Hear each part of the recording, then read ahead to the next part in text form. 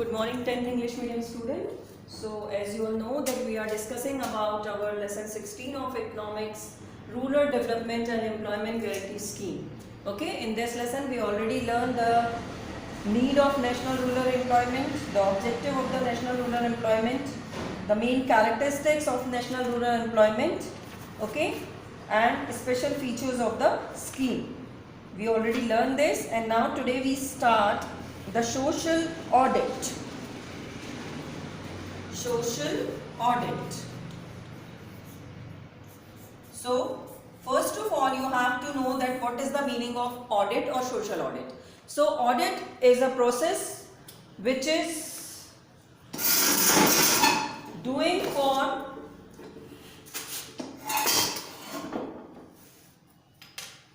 checking or for searching that what kind of work person do and what type of the work he do, okay, and under this process the person or the auditor checking out that the related work or scheme is properly expending or properly working for the people or not. Okay normally जो audit है आपका, जो audit को यदि हम कहें कि normally जो ऑडिट है वो एक ऐसी प्रक्रिया है जिसमें कि ये देखा जाता है कि जो संबंधित कार्य है, जो भी कार्य किया जा रहा है, जो भी वर्क हो रहा है, वो वर्क प्रॉपर वे में, okay, proper notification, proper notes and proper paper work जो भी है उसका लीगल रूप से और हर तरह से और लोगों के बेनिफिट के लिए, लोगों के बेनिफिट, लोगों की प्रोग्रेस के लिए और लोगों के डेवलपमेंट के लिए हो रहा है या नहीं हो रहा है. ओके, सो ऑडिट जो है वो एक इम्पॉर्टेंट प्रोसेस है for the development. Okay, auditing जो है वो एक इम्पॉर्टेंट प्रोसेस है डेवलपमेंट के लिए, विकास के लिए. ठीक है, अब यहाँ पर नॉर्मली जो हमारे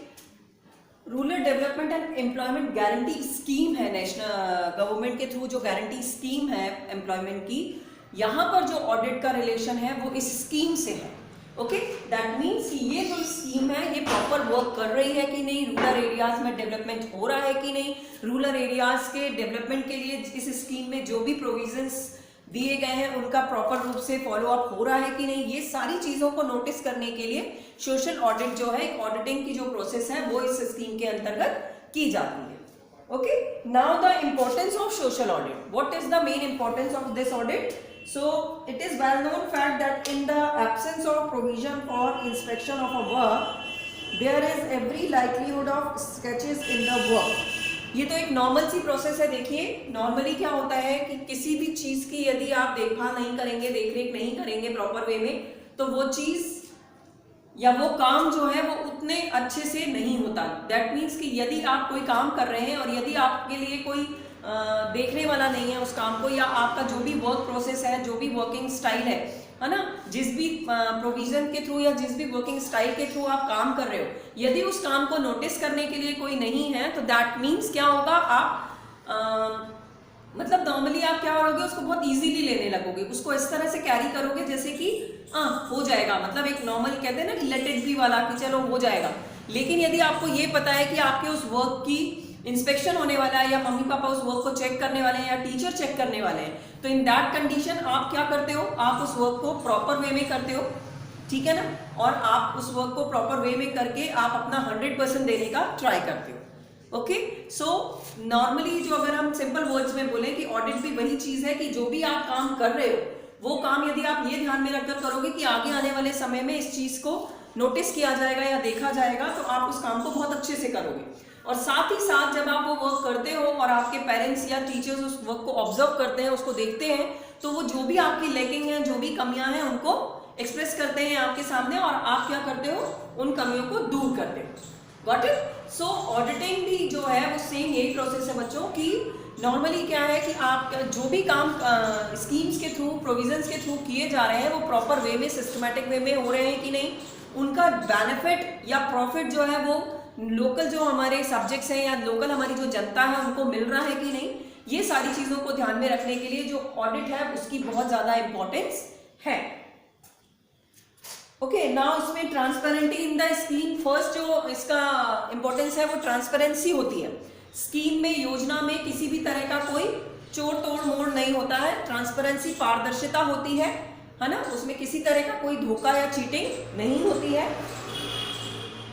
पार्टिसिपेशन होता है कॉमन पीपल्स का, बिकॉज नॉर्मली रूरल एरियाज में ये सारी स्कीम्स को वर्क किया जाता है, तो जो कॉमन पीपल्स हैं वो अपना पार्टिसिपेशन दे पाते हैं। Okay, and it helps in realisation of responsibility. Scheme के अंतर्गत ऑडिटिंग होती है, तो ऑडिटिंग हेल्प करती है रिस्पॉन्सिबिलिटी को इंक्रीज करने में।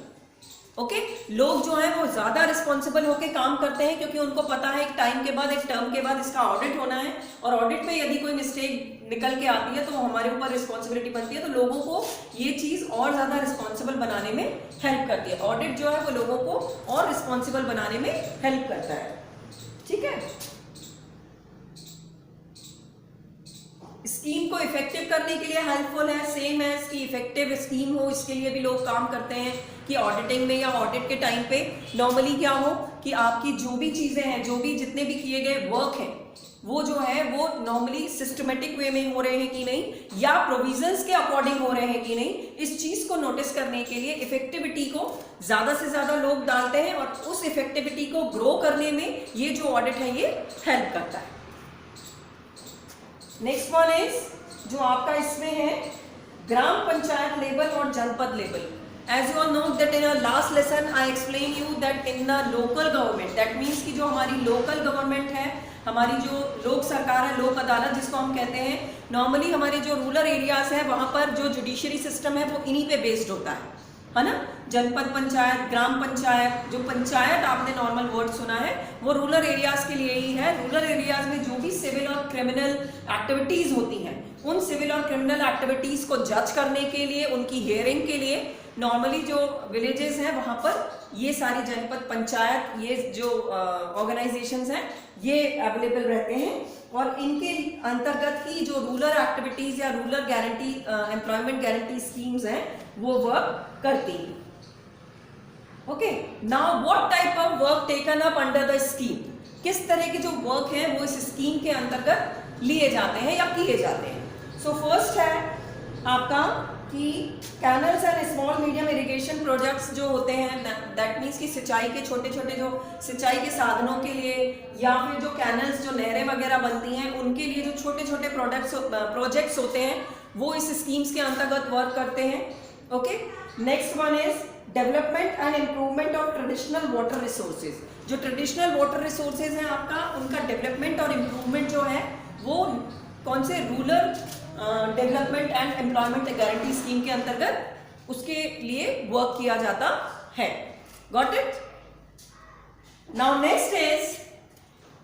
Our next point is importance of national rural employment scheme. What is the importance? तो बच्चों ये बिल्कुल ही एक कॉमन सा आपका एक बेसिक सा जनरल नॉलेज की बात है कि कोई भी चीज यदि आपके बेनिफिट के लिए आपको प्रोवाइड की गई है तो जाहिर सी बात है कि वो चीज आपको बेनिफिट ही देती है। फॉर एग्जाम्पल, अभी ये जो ऑनलाइन क्लासेस आपके चल रहे हैं ये आपकी स्टडी को मूव ऑन करने के लिए, मतलब कंटिन्यू ग्रो करने के लिए और कंटिन्यू एक सिस्टम में बने रहने के लिए, और साथ ही साथ कि आपकी कंटिन्यूटी जो है स्टडी से रिलेटेड वो बनी रहे उसके लिए किए जा रहे हैं, राइट? तो कोई भी वर्क या कोई भी स्कीम जो है वो अपना इंपॉर्टेंस जरूर रखती है, और वो इंपॉर्टेंस जो होती है वो होता है बेनिफिट या डेवलपमेंट ऑफ द पीपल। ठीक है ना? सो ये जो नेशनल जो आपका एम्प्लॉयमेंट स्कीम है, रूरल एरियाज के लिए जो एम्प्लॉयमेंट स्कीम है, इसकी भी अपनी एक इम्पॉर्टेंस है। इसके कारण लोगों को, जो अनएम्प्लॉयड लोग हैं, जो कि ज़्यादा जिनके पास काम नहीं है, जो जॉबलेस हैं, है ना, और जो रूरल एरियाज को बिलोंग करते हैं, उनको जॉब की फैसिलिटी प्रोवाइड होती है, एज वेल एज जो अनएजुकेटेड हैं, जिनके पास सोर्सेज ऑफ इनकम बहुत कम है, उनके लिए एक फैसिलिटी है, एक मतलब कहना चाहिए कि एक बेनिफिट होता है कि वो अपनी लाइफ के साथ साथ अपनी फैमिली की लाइफ को किस तरह से अच्छा बना सकते हैं। उसके लिए ये जो पॉलिसी है और ये जो स्कीम है ये इम्पोर्टेंस रखती है, और उसी के थ्रू लोगों की जो लिविंग स्टैंडर्ड है, लोगों का जो डेवलपमेंट है वो पॉसिबल हो पाता है। सो rural development employment guarantee scheme की यही इंपॉर्टेंस है कि रूरल एरियाज में जॉब प्रोवाइड कराती है, लोगों को कम से कम डिस्टेंस पे जाकर काम मिलता है, और इस तरह से जो अर्बनाइजेशन, अर्बन जो माइग्रेशन चलता है कि लोग गांव छोड़कर शहर की तरफ काम एंड ऑल के लिए भागते हैं, तो उन चीज़ों से भी